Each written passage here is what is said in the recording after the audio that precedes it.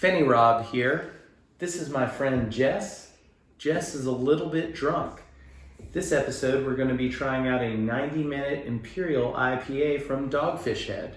Jess? Yes, I am a big fan of solitaire games because I'm super cool. This is Hostage Negotiator. This is a really cool game.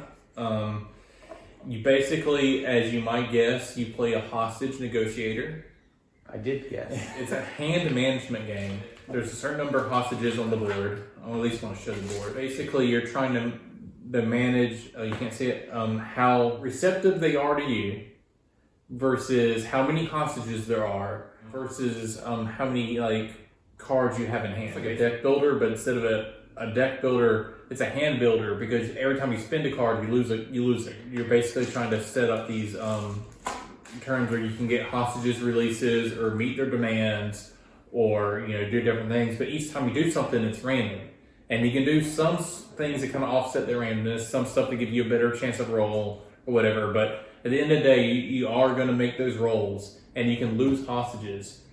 And even though they're just little meeples, you feel really invested in these hostages. And so when you start losing people, you're like, oh my God, It depends on the particular terrorist you get. I think this is one, it's most solitaire games you'll lose more than you win for the most part. Right. I think a good solitaire game you win 40% of the time. And I think this is right at that thing. I tend to win a little bit less than half the time.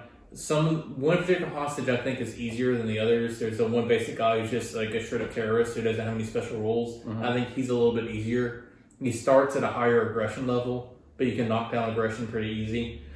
There's one guy that's kind of the John Q. Is that the movie of Denzel Washington, where he's a guy that's trying to he's holding a hospital hostage because he needs a operation for his son or whatever. There's a guy that's based off that. He's really hard because if he ever flips out, he just kills all the hostages.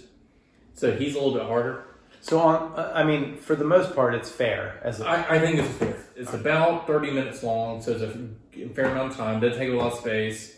The only thing with this one, it doesn't feel like the theme doesn't jump out to me as much. The art is very threadbare. It's just a picture of a goateed guy with a microphone for pretty much most of it, or headset for most of it. And it doesn't seem to be as much choice. Like there's definitely choices you can make, but there's some choices that are definitely better than others. So you're more limited on the kind of rolls you make. I still think it's very solid, but I don't know if there are a couple other games I've played before it. But I think Hostage Negotiator is a lot of fun.